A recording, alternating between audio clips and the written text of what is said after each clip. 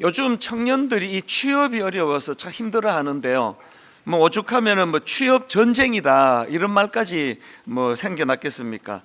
최근에 이와 관련한 이메일 한 통을 제가 받았는데요.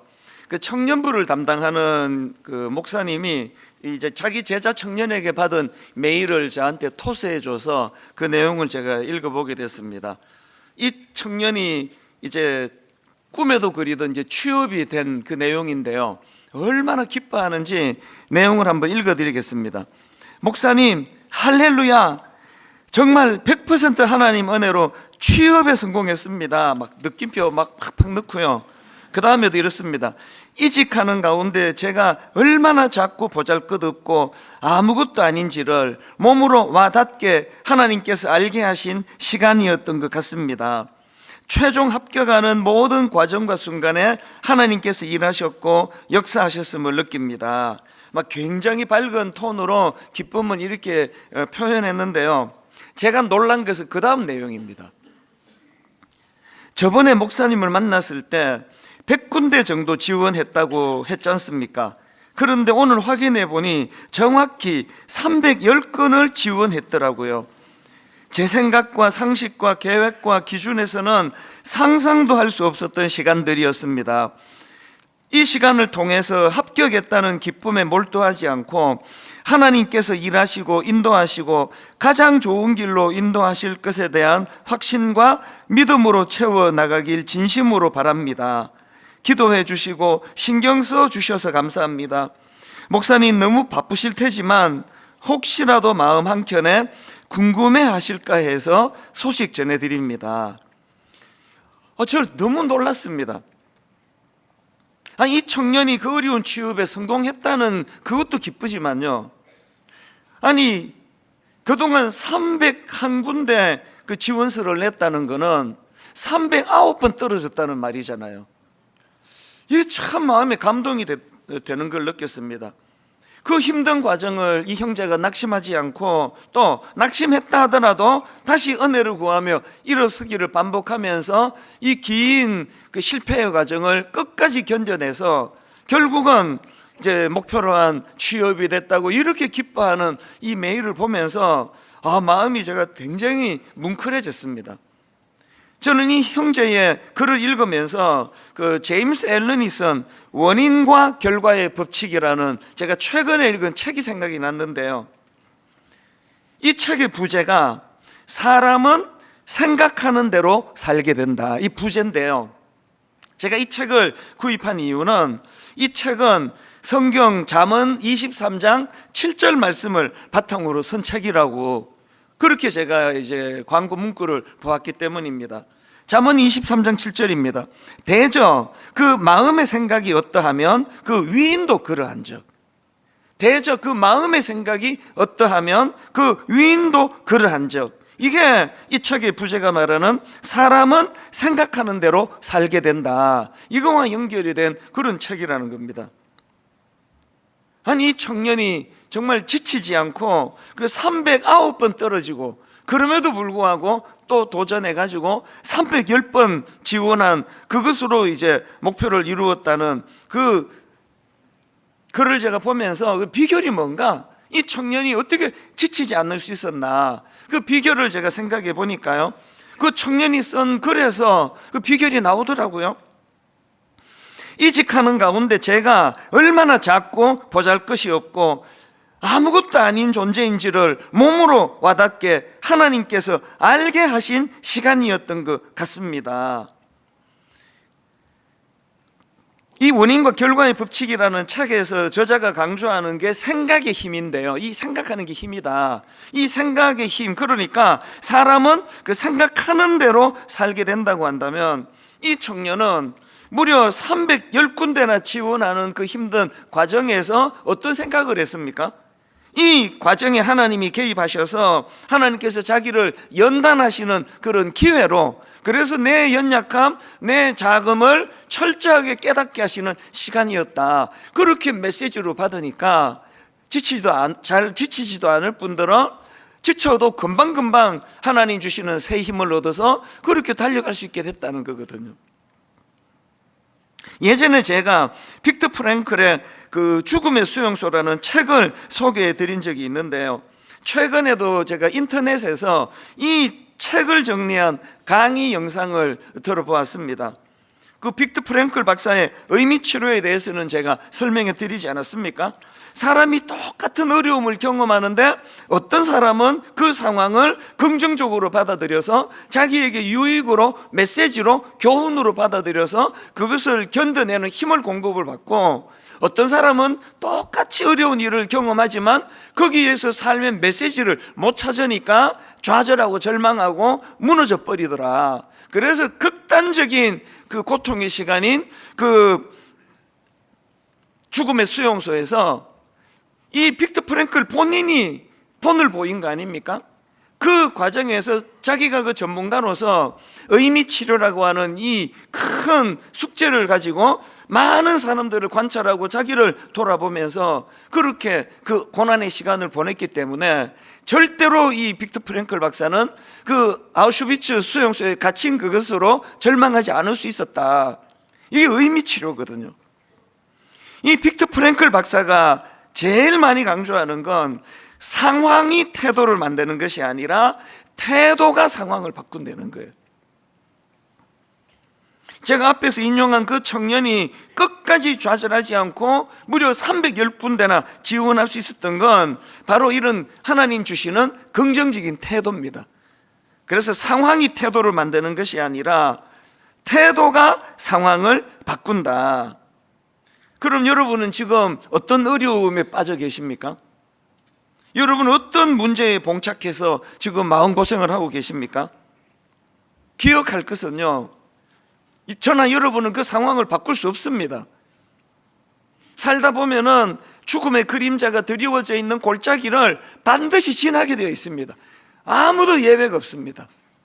그건 우리가 바꿀 수 없지만 내 태도가, 또 우리가 살아가다가 원치 않는 어떤 고난이 찾아올 때 내가 어떤 태도로 이것을 내가 직면하느냐, 이건 우리가 조절할 수 있다는 것입니다.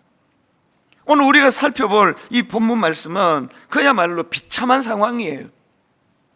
지금 이스라엘 백성들이 바벨론의 포로로 끌려가 있는 끔찍한 그런 고통에 빠져 있는데요, 그 상황에서 사람들이 하나님을 원망합니다. 그게 오늘 본문 이사야 40장 27절입니다. 야곱아, 어찌하여 내가 말하며 이스라엘아, 내가 이르기를 내 길은 여호와께 숨겨졌으며 내 송사는 내 하나님에게서 벗어난다 하느냐. 지금 이스라엘 백성들이 하나님께 어떤 불평을 터뜨리고 있느냐 하니까 하나님은 우리의 고통을 외면하신다는 거예요. 하나님은 우리가 이런 원통한 일을 당하고 있는데도 관심이 없다는 거예요. 막 이런 불평을 지금 쏟아내고 있는데요, 한편으로 생각해 보면 좀 이해되는 부분이 있습니다. 자기들은 선택받은 백성이라는 긍지와 자부심 이거 하나로 살았는데, 아니 이방 나라에 그렇게 비참하게 나라가 망하고 그렇게 포로로 끌려가 버리니까 막 가치관이 딱 흔들리는 거죠. 너무 혼란스럽죠. 게다가 도대체 이 끔찍한 포로 생활이 끝나지를 않는 거예요. 이 언제 끝나는 거냐고 그런 절망이 엄습하니까 그게 자꾸 이제 부정적인 생각으로 그렇게 몰려가다 보니까 이제 하나님을 원망하고 불평하는 게 이게 뭐 거의 이제 이게 습관화된 그런 상황일 거라고 그렇게 추측을 해보는 거죠. 하나님께서는 지금 그들에게 이런 징계를 통해서 자기들 삶에 변화가 일어나고 큰 메시지가 전해지기를 원하는데, 이스라엘 백성들은 그곳에서 어떤 메시지도 얻기보다는 그냥 하나님 왜 우리를 이렇게 만드시느냐, 하나님 왜 우리를 도와주지 않으시느냐, 그렇게 불평의 재료로 지금 쓰고 있다는 것이죠. 성경에 이런 내용을 기록한 것은요, 이게 나그네 인생길을 걸어가는 우리에게도 똑같이 겪을 수 있는 사안이기 때문에 우리 생애에 이런 일이 일어날 때 우리가 어떤 태도로 이것을 유익한 재료로 삼아야 될지를 하나님께서 가르쳐 주시기 위한 거예요. 그래서 여러분, 저와 여러분이 죽음의 그림자가 드리워지는 골짜기를 지날 때가 있고 내 힘으로는 그것을 벗어날 수 없는 그런 일이 찾아온다 할 때 중요한 것은 이것을 어떤 생각으로 받아들이느냐예요. 여기 어떤 메시지가 있느냐를 우리가 찾아내려고 애쓰는 게 중요하다는 거죠. 그래서 제가 오늘 우리 삶에 이런 어려움이 찾아오고 마음이 지치고 힘들고 억울하고 분하고 이런 생각이 밀려올 때 그때 우리가 해야 될 이 두 가지 대안, 이 두 가지를 우리는 해야 된다. 이걸 제가 좀 말씀을 드리고 싶은데요. 자, 첫 번째 대안이 뭐냐? 우리에게 이런 어려움이 찾아오고 죽음의 그림자가 드리워진 골짜기를 지나갈 때는요, 바로 그때를 우리 삶을 돌아보고 점검하는 기회로 이것을 삼아야 된다는 겁니다. 지금 본문 27절에서 이스라엘 백성들이 하나님은 포로로 끌려간 자기들의 사정을 모르고 계신다. 하나님은 우리가 이렇게 원통한 일을 당하고 있는데 도대체 우리의 아픔을 외면하고 계신다. 이런 불평이 지금 쏟아져 나오고 있는데요, 모든 사람이 다 그런 환경이 주어지면 다 그렇게 해요. 저도 마찬가지예요. 누가 여러분 그 죽음의 그림자가 드리워진 고난의 골짜기를 지나면서 막 행복해하면서 가는 사람 아무도 없습니다. 그 본능이에요. 원망이 당연합니다. 그런데 여러분, 그럴 때 그걸 방치하면 안 된다는 거예요. 성경에 보면은 왜 하나님께서 그들을 바벨론의 포로로 끌려가게 하셨는지를, 그 이유를 여러 번 설명을 합니다. 왜냐하면은 우리가 오해할까 봐. 왜 그들에게 이런 고난의 골짜기를 허락하셨냐 하면은요, 이것이 그들이 행한 죄 때문이라는 거예요. 방치할 수 없는, 그들은 하나님을 멀리하고 우상을 숭배하고 그런가 하면은 하나님이 싫어하시는 악한 짓을 저지르고, 그래서 하나님이 징계 차원으로 그런 조치를 취하셨다. 그러면요, 이스라엘 백성들이 그 징계로 그런 포로 생활이 시작이 됐다면 어떻게 해야 되는 겁니까? 거기서 원망하고 불평하고 하나님 탓하고 그럴 때가 아니라 자기들이 저질렀던 우상 숭배의 죄, 자기들이 저질렀던 불의, 악한 행위, 겉으로는 뭐 엄청나게 하나님 잘 믿는다 그러면서 못된 짓은 골라가면서 다 하던 그런 악행들을 회개하는 기회로 삼아야 되는 거예요. 그리고 하나님을 멀리했던 그 자기들의 생활을 회개하고 자기 삶에 항상 하나님을 중심에 두는 이런 모습으로 변화가 일어나야 되는데 그들은 그렇게 하지 않았습니다. 우리가 때로 죽음의 그림자가 드리워진 골짜기를 지나갈 때는 그때는 생각할 때예요. 그쪽 하더니 좀 중단하고 자기를 돌아볼 때예요. 그리고 하나님과의 관계를 점검할 때입니다. 그래야 하나님의 심정을 우리가 다시 느낄 수가 있습니다. 하나님의 심정, 예레미야 29장 12절 13절이요. 너희가 내게 부르짖으며 내게 와서 기도하면 내가 너희들의 기도를 들을 것이요, 너희가 온 마음으로 나를 구하면 나를 찾을 것이요, 나를 만나리라. 그 포로 생활 가운데 원망하고 불평하는 그 시간에 하나님의 마음을 좀 헤아리는 이런 일들을 그들이 해야 되는데 그 안 해요. 이거 우리도 마찬가지 아닙니까? 세상에서 제일 쉬운 게 남 탓하는 거거든요. 그거 뭐 생각할 것도 없고 가장 내 마음이 편한 거예요. 제가 앞에서 언급했던 그 책이요, 원인과 결과의 법칙, 이 책에 보면은 저는 여기서 참 많은 그 명문 문구를 제가 발견해서 여러 개를 제가 옮겨놨는데요. 예를 들면 이런 겁니다. 저 화면으로도 제가 이 문장을 좀 띄워달라 그랬는데 보십시오. 사람들은 그들의 환경을 개선하려고 애를 쓴다. 하지만 그 자신을 개선하는 데에는 소극적이다. 그래서 그들은 늘 갇혀있게 된다. 무슨 말인지 아시겠죠? 환경을 개선하려고 애를 써요. 그래서 맨날 하는 말이 당신 때문이라는 거예요. 당신이 변해야 우리 집이 변한다는 거예요. 그러면서 자기 자신을 개선하는 데는 소극적인 정도가 아니라 나는 문제가 없다, 이런 생각을 대부분이 하는 거거든요. 그래서 그 잘못된 그 영역을 벗어날 수가 없는 거거든요. 또 이런 글도 있습니다. 우리는 불평과 비난을 멈추고 삶을 주관하는 숨은 이치를 찾아 나설 때 비로소 사람다운 사람이 된다. 비난을 멈춰야 되는 이유가 여기 있는 거거든요. 당신 탓이야, 하나님 때문이에요. 왜 우리를 포로로 여기다가 가두어 두시느냐고요. 우리의 아픔을 알기나 하세요? 내 사정을 아십니까? 당신 살아는 계세요? 이게 우리 아닙니까? 모든 문제를 상대방에게 찾고 하나님에게 돌리고, 이게 세상에서 제일 쉬운 거거든요. 우리가 하나님 앞에서 어떤 어려운 문제가 찾아올 때, 그때는요, 그런 식으로 남에게 탓을 돌리지 말고 좀 말을 줄여야 돼요. 침묵해야 돼요. 그리고 항상 자기 생각에 갇혀있던 그 자리에서 벗어나오려고 하나님 앞에 나와 객관적으로 기도를 드려야 됩니다. 그러면 참 좋은 일이요, 고난이 우리에게 유익한 것은 하나님의 마음이 와닿기 시작해요. 이런 마음이요, 예레미야 29장 11절, 여호와의 말씀이니라. 너희를 향한 나의 생각을 내가 아나니 평안이요 재앙이 아니니라. 너희에게 미래와 희망을 주는 것이라. 사실 이사야 40장 그 바로 앞에 보면은 너희는 내 백성을 위로하라 위로하라, 그거로 시작하는 말씀이에요. 그리고 이제 너희들을 이제 이 포로 생활로부터 내가 벗어나게 해주시겠다, 희망을 먼저 선포하시는 게 이사야 40장인데요 원망하고 불평하는 사람에게는 그런 말씀이 귀에 안 들어와요. 설교를 그렇게 많이 전했는데 난 그런 말 못 들었어. 자기에게 몰두할 때, 자기 변명에 몰두할 때, 그렇게 자기가 요 어떤 포자를 만들고 그 안에 숨어 있을 때는 이런 하나님의 말씀이 하나도 들리지 않아요. 그래서 오늘 본문에서 보니까 원망하고 불평하는 그들을 향해서 28절입니다. 너는 알지 못하느냐? 너는 듣지 못하느냐? 영원하신 하나님 여호와 땅 끝까지 창조하신 이는 피곤하지 않으시며 곤비하지 않으시며 명철이 한이 없으시며 피곤한 자에게는 능력을 주시며 무능한 자에게는 힘을 더하시나니. 여러분, 고난이 찾아올 때, 죽음의 그림자가 드리워진 골짜기를 지나갈 때는 이 하나님의 마음이 읽혀지도록 그렇게 기도하셔야 된다는 겁니다.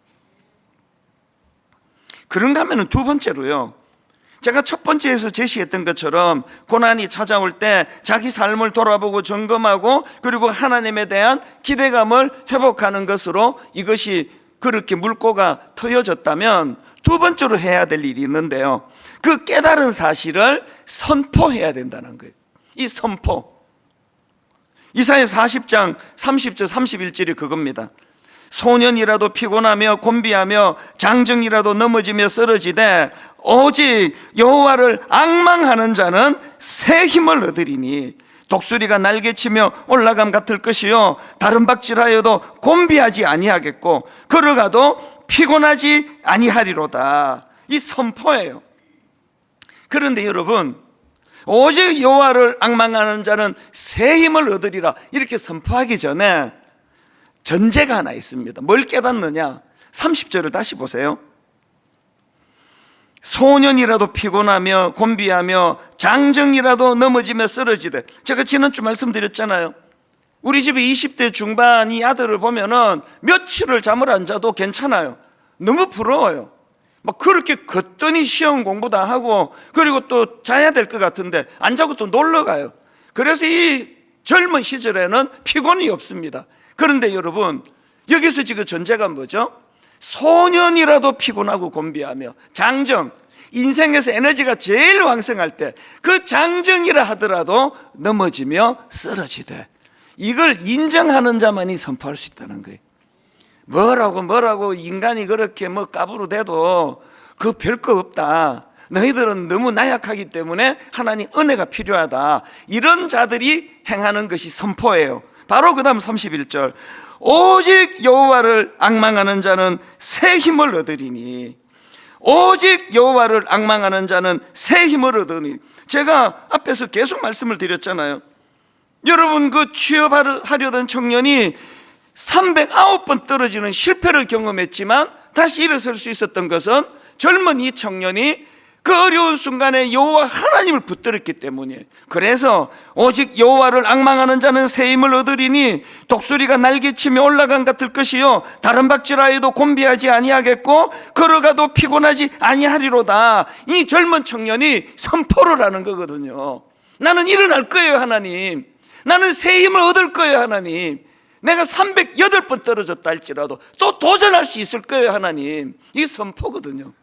성경에 보면은 이 선포가 참 중요하다는 걸 알 수 있는데요, 로마서 7장에 보니까 자기 자신에게 절망하는 바울이 나오잖아요. 너무 자기가 너무 절망스러우니까 나 정말 죽고 싶습니다. 이 사망의 몸에서 누가 나 좀 건져 주시겠습니까? 그렇게 절망을 토로하는데 그렇게 하고 끝나지 않아요. 바로 로마서 8장으로 건너와서 선포가 나와요. 그러므로 이제 그리스도 예수 안에 있는 자에게는 결코 정죄함이 없나니, 선포거든요. 이는 그리스도 예수 안에 있는 생명의 성령의 법이 죄와 사망의 법에서 너를 해방하였습니다. 이 선포거든요. 마귀가 우리를 참소할 때, 공격할 때 이 선포가 필요해요. 분당 우리 교회 담임 목사로 살아가는 게 좀 힘든 게, 이 마귀가 저를 많이 그렇게 공격을 해요. 저를 위축시켜요. 그리고 저를 참소합니다. 니까짓 게 강단에서 설교할 자격이 있나? 너 그 초등학교 때부터 얼마나 네가 악한 생각을 품었고 얼마나 못된 짓을 했니? 사단이 자꾸 참소를 하면 위축이 돼. 왜냐하면 이 사단이 거짓의 압인데도 불구하고 저를 고소할 때는 다 맞는 얘기를 해요. 이제 변명을 못 해요. 그럴 때 저는 로마서 8장 1절 2절로 선포하는 거거든요. 바울처럼 이렇게 선포합니다. 그러므로 이제 그리스도 예수 안에 있는 자에게는 결코 정죄함이 없나니. 그건요, 사단이 거짓말하고 나는 그런 사람이 아니고 난 의인이기 때문에, 나는 그런 악한 짓 안 했기 때문에, 악한 생각을 안 했기 때문에 아니에요. 그 다음 2절의 선포가 이겁니다. 왜 그러냐 하니까, 이는 그리스도 예수 안에 있는 생명의 성령의 법이 죄와 사망의 법에서 너를 해방하였습니다. 선포거든요. 얼마나 이게 선포가 힘이 있는지 아십니까? 마음에 낙심이 올 때는요, 시편 57편 7절 8절이에요.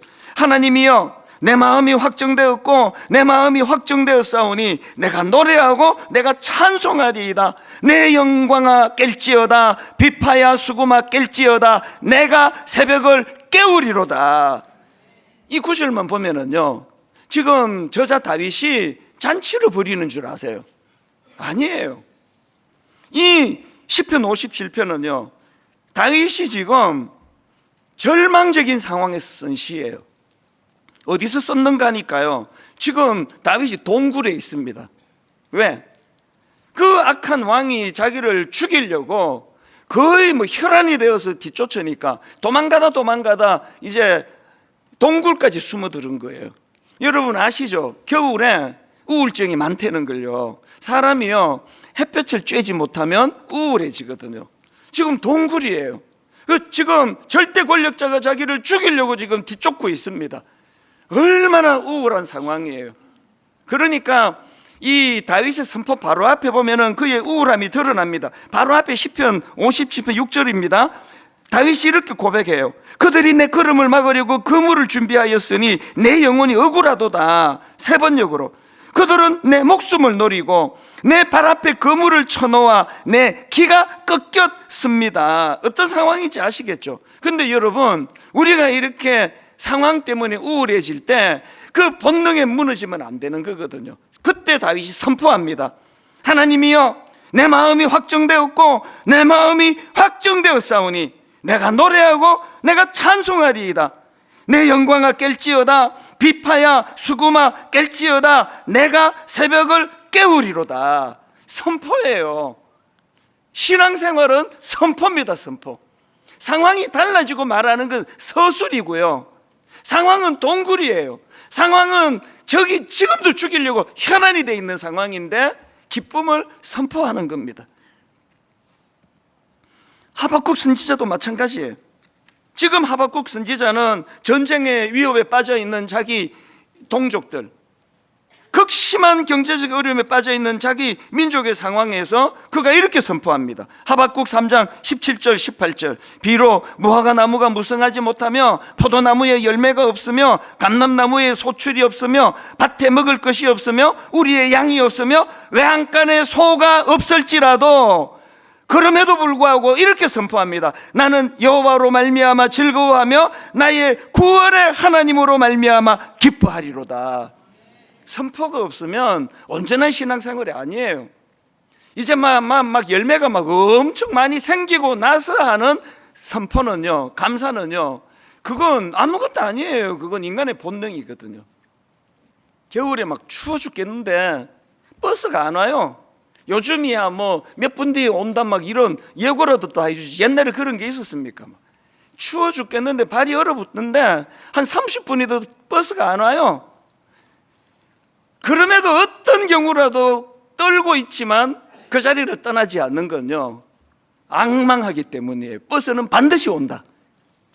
비록 오늘 좀 늦게 오지만 이 버스는 반드시 온다. 그 희망이 있기 때문에 그 추운 데 서서 벌벌 떨면서 기다리는 거 아니냐고요. 여러분, 하나님의 은혜를 갈망하고 사모하는 여러분들에게 이 앙망이 있기를 바랍니다. 터널은 반드시 지나간다. 죽음의 그림자가 드리워진 골짜기를 알지라도 여기나 머물지 않는다. 이건 반드시 그쳐 지나가는 것이다. 이 일을 도와주시는 하나님을 나는 앙망한다. 하나님을 갈망하며 기다린다. 이런 선포와 함께 또 해야 되는 선포가요, 히브리서 12장 2절입니다. 믿음의 주여 또 온전하게 하시는 이 예수를 바라보자. 고린도후서 4장 16절. 그러므로 우리가 낙심하지 아니하노니, 지금 뭐 바울이 지금 낙심하고 있는 거 확 느껴지시잖아요. 그 낙심하고 있는 그 상황에서 바울이 선언하는 게 이겁니다. 그러므로 우리가 낙심하지 아니하노니 우리의 겉사람은 낡아지나 우리의 속사람은 날로 새로워지는도다. 요한복음 16장 33절. 세상에서는 너희가 환난을 당하나 담대하라. 내가 세상을 이기었노라. 올 한 해 여러분 늘 자기 삶을 돌아보고 점검하여 옆에 있는 누구를 원망하고 책임을 전가하고 하나님을 향해 원망하는 이 잘못된 습관을 떨쳐내고 어려울수록 여호와를 앙망하는 거예요. 여호와 앙망. 그리고 책임 전가가 아니라 여보, 내가 더 노력해 볼게. 내가 잘못한 게 많아. 이 두 가지 인생의 어려움이 찾아올 때 자기 삶을 돌아보고 점검하기, 그리고 두 번째, 그 깨달은 사실을 입술로 선포하기. 이것들이 실천되어지는 올 한 해가 되기를 주님 이름으로 축복합니다.